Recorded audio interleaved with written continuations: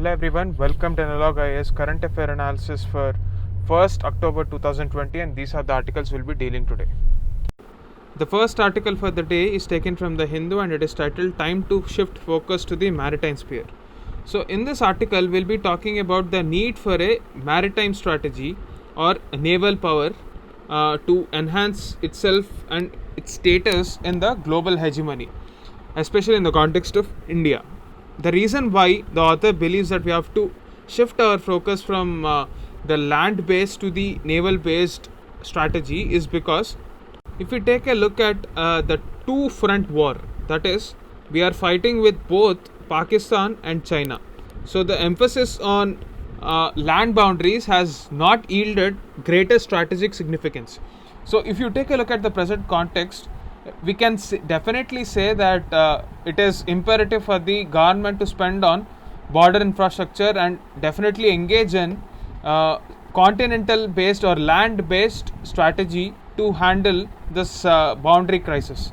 But at the same time, there has been not enough emphasis on our naval power, whether it comes in the form of infrastructure or whether it is about underwater domain awareness, where China has a huge head start compared to other Asian powers. The reason why we have to focus on this underwater domain awareness as well as the maritime sphere and engaging with the littoral states of various Indian Ocean countries is because of the same reason, to undermine China in the strategic backyard, that is the Indian Ocean. Another reason why we have to focus upon the maritime sphere is because if we take Indo-Pacific as a theater for global politics, India is located right in the middle of this Indo-Pacific theater. We have a greater strategic role in this conception of the Indo-Pacific. Secondly, India can have a head start when we compare with the other countries across the world because not many countries have focused well enough on the naval power. There is not much interest exhibited in the maritime sphere, especially when we are talking about the Indo-Pacific area. If you take a look at the United States has been exhibiting a tendency of withdrawing from all kinds of multilateral institutions. So it does not want to take the lead when we are talking about the strategic significance in this area.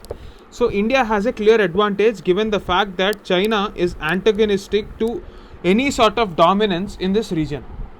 So naturally, other countries are very about China's dominance in the Indo-Pacific region. They want another power which has democratic credentials and a country which believes in a rules-based world order.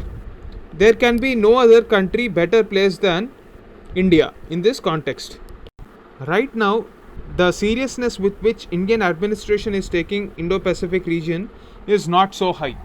For example, to reiterate the point that I've just told, we only have a division in the Ministry of External Affairs, and considering the importance of this region, engagement only to the extent of creating just another division within the ministry is not a best way to go forward.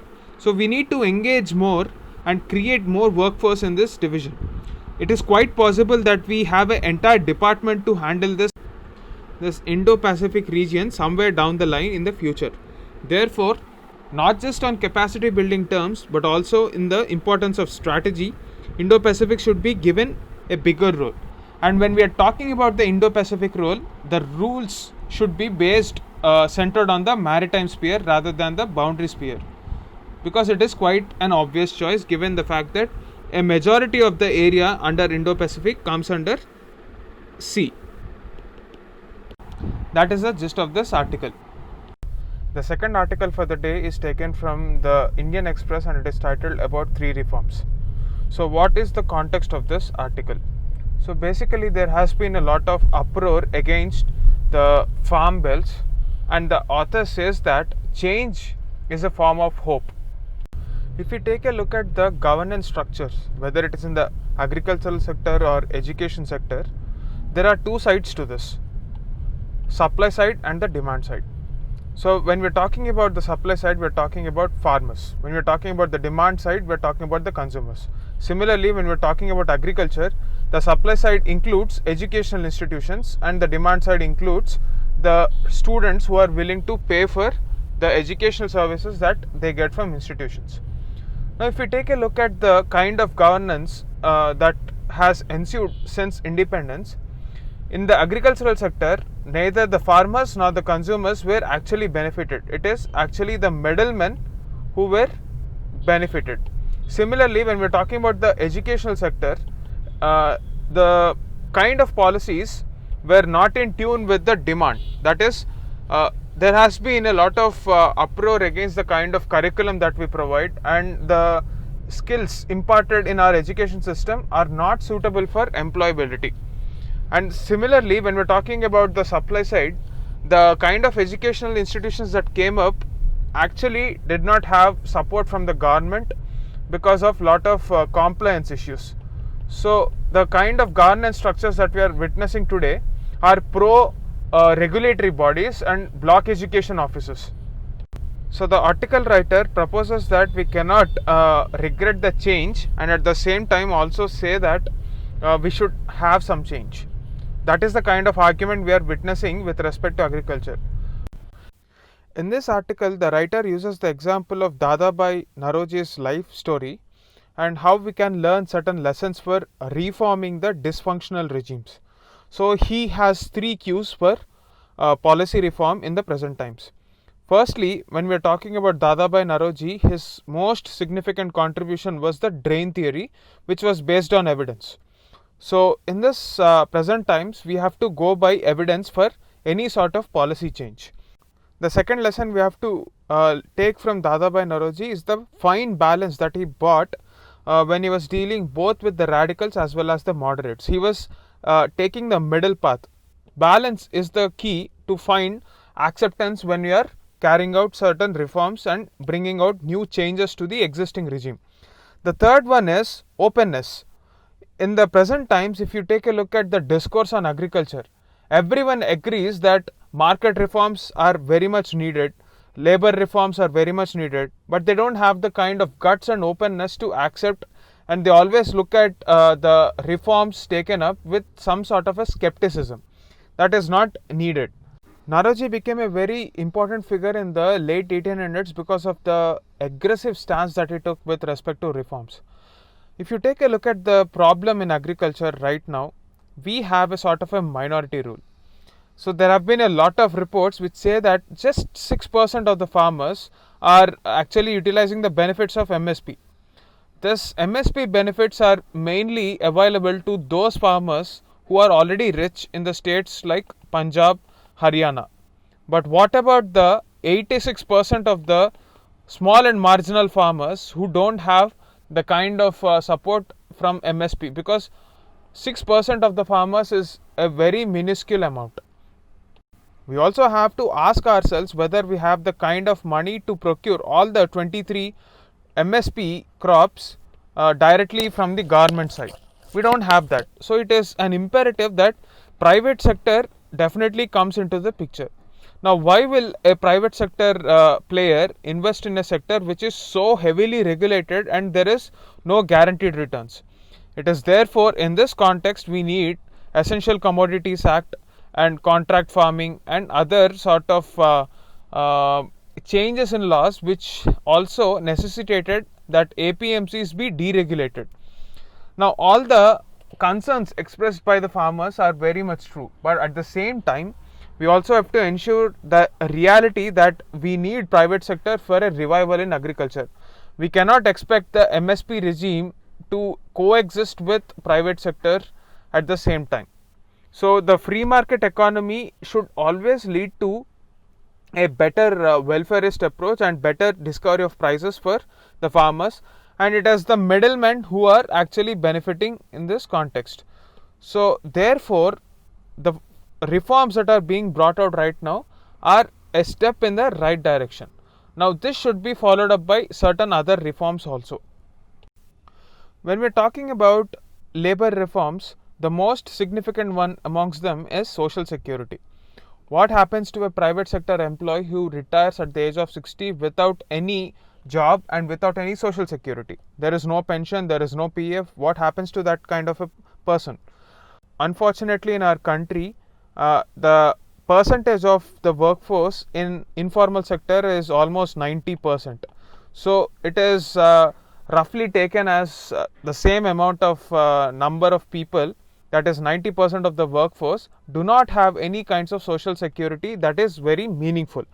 Of course, there are certain social security benefits from the states as well as the center, but they are very minuscule. If you want to have a decent kind of a life, social security is an imperative, and the government has to bring about certain policy changes with respect to social security. In the same way, when we're talking about the minority rule, a small minuscule segment of the population, where a kid of class 1 actually finishes class 2, the minimum requirement of education to find certain gainful employment. Now, if we ask ourselves and look at statistics, only 15% of the kids who enroll themselves in class 1 will actually finish class 12. This is because of various reasons, and they find, rather than getting educated, they find that if they join some sort of a job, that would actually fetch them more employment because of the experience that they have from their childhood. So this is the kind of perception wherein we even have PhD students not being able to find jobs because of the quality of our education system. So policy change is difficult, but effectiveness needs the right kind of balance of conviction and listening, just what Dadabhai Naoroji did in the late 1800s. In a country where more than 50% of the families depend on agriculture, and in a setup where only 6% of the farmers are able to use the benefits of this system, it is completely unfair that you leave out the rest of 94% of the farmers, and definitely a reform is the way forward. The reason why agriculture, labor reforms and educational reforms are clubbed together is because they are very intricately related to alleviation of poverty in our country. Unemployment is a bigger problem when compared to the agriculture, because agricultural sector can only provide a few number of jobs. We are already oversaturated with the number of people who are dependent on agrarian economy. So it is an imperative that we focus on educational sector so that we improve the employability of the labor class. At the same time, for companies to invest in our country, we need to carry out labor reforms, and these labor reforms should not be in such a way that they are completely tilting the balance in the favor of the capitalist. That will actually defeat the purpose. So it is all about the fine balance that Dadabhai Naoroji has always brought to the table that we have to focus on. So the present pandemic has actually destroyed our fiscal space. We have very little room and margin for error. So in this kind of an environment, we have to be very picky about the kind of investments we are making, as India is entering into a stage where we will have to reap the demographic dividend. It is imperative that we invest on these three sectors, because if we have to reap the demographic dividend, investments in education and health are the most important kind of investments we will be making for future. At the same time, in a country that is so heavily dependent on agriculture, we will have to bring that balance through a transition from an agrarian economy to an industrial economy. Again, for that, education will be very important. So all these three are three corners or three vertices of a triangle. So we will have to focus on all this simultaneously. That is the gist of this article.